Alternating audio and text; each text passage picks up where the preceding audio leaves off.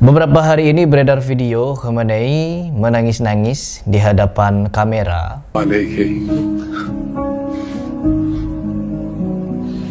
تقرأ وتبين السلام عليك حين تصلي وتقنط السلام عليك حين تركع. Meminta umat muslim untuk berpihak kepada Iran karena dia ingin cuci tangan atas kejahatannya di masa lalu. Mau cuci tangan, teman-teman. Dan media di Indonesia memang demen ya untuk membuat berita yang disukai oleh masyarakatnya. Seperti kasusnya Ustadz Khalid Basalamah yang kemarin Ustadz Khalid Basalamah diperiksa KPK dalam dugaan kasus pidana korupsi. Ini kekonyolan yang memang ada di negara kita, yang dimana media memang suka membuat berita-berita yang disukai oleh netizen. Dan hal ini juga tidak luput kepada Iran yang tengah berseteru dengan Israel. Perhatikan teman-teman, Iran dengan Israel itu saudara. Meskipun di antara kalian kemarin menyatakan, tuh lihat, yang menyatakan Iran Israel bersaudara, buktinya sekarang perang. Asyhadu anna Aba Bakr wa Umar. Asyhadu anna Aba Bakr wa Umar. Wa Uthman. Wa Uthman. Wa Aisyah wa Hafsah. Wa Aisyah wa Hafsah. Finnar. Finnar. Di Indonesia, teman-teman, kakak beradik rebutan harta warisan saling tikam. Seorang anak memukul orang tuanya karena orang tuanya tidak memberi uang. Seorang anak membunuh bapaknya karena bapaknya begini begitu. Seorang ibu menelantarkan anaknya. Anaknya baru lahir, dibuang di jalanan. Jadi bukan hal yang mustahil saudara berseteru, saudara saling tikam menikam, seperti yang terjadi sekarang antara Iran dengan Israel. Iran ingin cuci tangan. Ya, sekali lagi saya ulang. Iran ingin cuci tangan dengan perbuatannya di Yaman. Di Yaman, Iran mengutus Houthi untuk melakukan pembantaian yang mengakibatkan sekitar 20.000 korban jiwa meninggal. Di Lebanon juga puluhan ribu yang meninggal akibat penjajahan atau serangan dari orang-orang Syiah utusan Khamenei atau Khomeini. Di Irak, ya, di Irak juga banyak, teman-teman. Puluhan ribu juga umat muslim Sunni dibantai oleh orang-orang Syiah Rafidhah. Apalagi di Suriah. Di Suriah tercatat jutaan umat muslim Sunni digenosida oleh Khamenei. Tidak akan mungkin milisi Bashar Assad, Hizbus Syaiton, Garda Revolusi Iran mau menggenosida Suriah tanpa izin, tanpa persetujuan, dan tanpa restu dari Khamenei. Tidak akan pernah, teman-teman. Semua dilakukan oleh milisi Syiah, semua atas izin Khamenei. Asal kalian tahu. Dan sekarang nangis-nangis dia. Karena apa? Melihat kekalahan di depan matanya. Meskipun diberitakan di Indonesia, di media Indonesia, bahwa Iran membombardir Israel. Membombardir Israel, tapi sampai detik ini, yang meninggal di Israel sana hanya 24 orang. Tapi yang meninggal di Iran berapa? 600 orang, teman-teman. Berikut dengan Komandan Garda Revolusi Iran.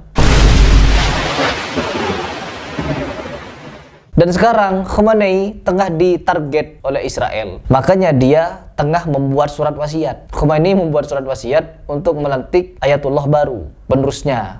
Dan ada 3 kandidat katanya. Ya Allah. Dan saya di sini, teman-teman, sebagai pengamat, ya, saya juga mengamati. Saya tidak ujuk-ujuk membuat video sebelum saya mengamati. Serangan-serangan membabi buta Iran itu seolah-olah dia hanya melemparkan bom, hanya ngebom, dan tidak tahu diarahkan kemana. Ngebom di Qatar, diarahkan ke bandara. Karena di situ ada pangkalan militer AS katanya. Sehingga apa? Diserang sama Iran. Yang kena imbas siapa? Ya warga Qatar.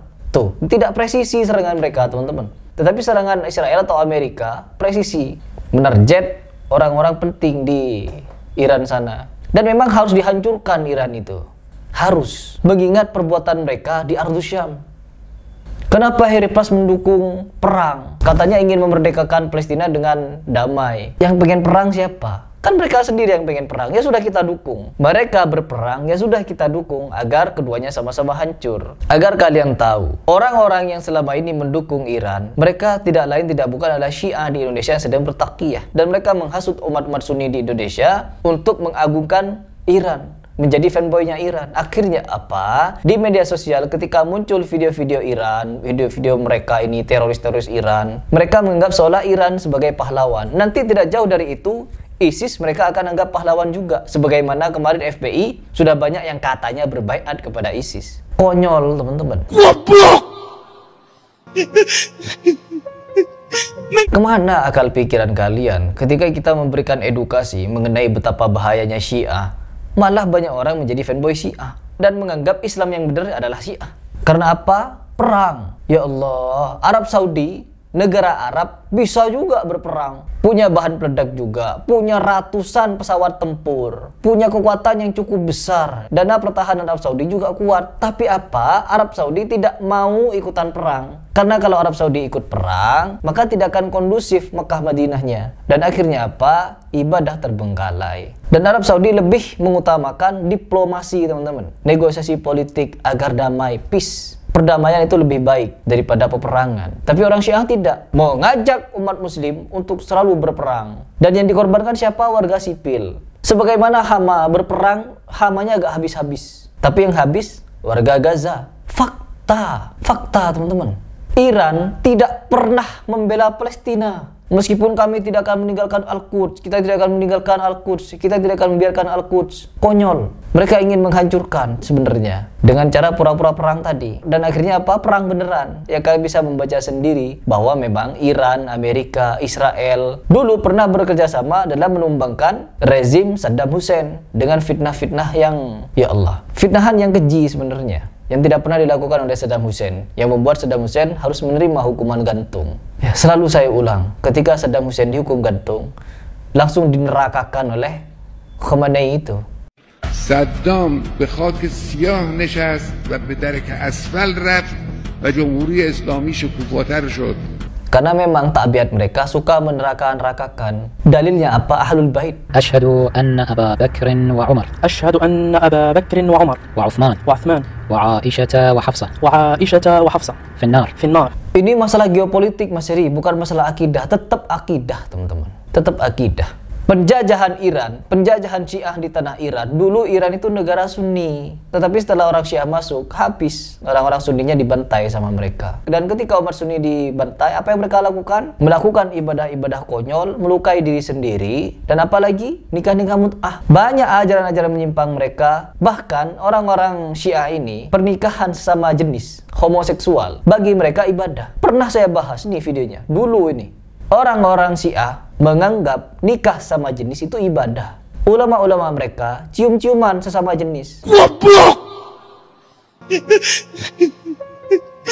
Ini bukan agama, teman-teman. Syiah ini bukan agama, sekte sesat yang dibungkus Islam. Ketika kita tanya kepada mereka, oh enggak, Syiah itu ada yang bener loh. Ada yang begini begitu, begini begitu. Tetap yang namanya Syiah membenci Abu Bakar, Umar, Utsman. Ya mereka yang tidak membenci Abu Bakar, Umar, Utsman, ya mereka Sunni. Harus dikafling. Ada loh Syiah yang benar, ada Syiah yang ekstrim. Apa ini? Syiah bukan Islam. Syiah bukan Islam. Dan ujuk-ujuk setelah pembantaian yang dilakukan oleh Iran di Ardus Syam, berteriak-teriak minta bantuan kepada negara Muslim. Ya jangan, nggak perlu dibantu, biar saja mereka cakar-cakaran dengan Israel Amerika. Kalau saya lebih support mereka biar berperang sendiri sudah Iran ini. Biar apa? Biar habis. Ya, biar habis.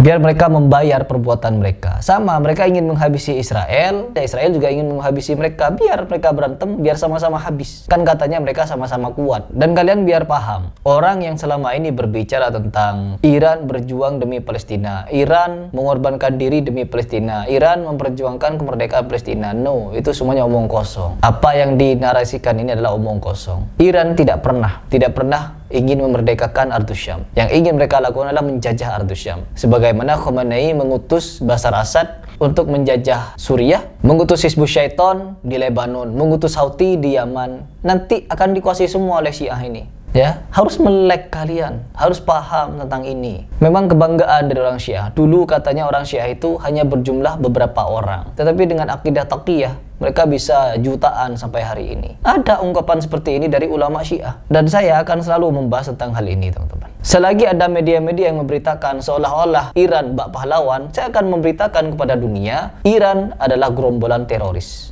Begitu saja. Dan kita akan lihat perkembangan kehancuran Iran dan Israel ini. Karena apa? Ketika mereka hancur, pasti ujung-ujungnya akan muncul Dajjal. Ya memang sudah seperti itu skenarionya. Kita hidup di akhir zaman, yang dimana kita sudah berada di zaman fitnah, yang benar terlihat salah dan yang salah terlihat seperti pahlawan, ya, seperti Syiah Rafidhah ini. Na'udzubillah min dzalik. Silahkan berpikir. Saya akan membuat video-video yang akan membuat kalian berpikir akan kekejaman dari Rafidhah ini.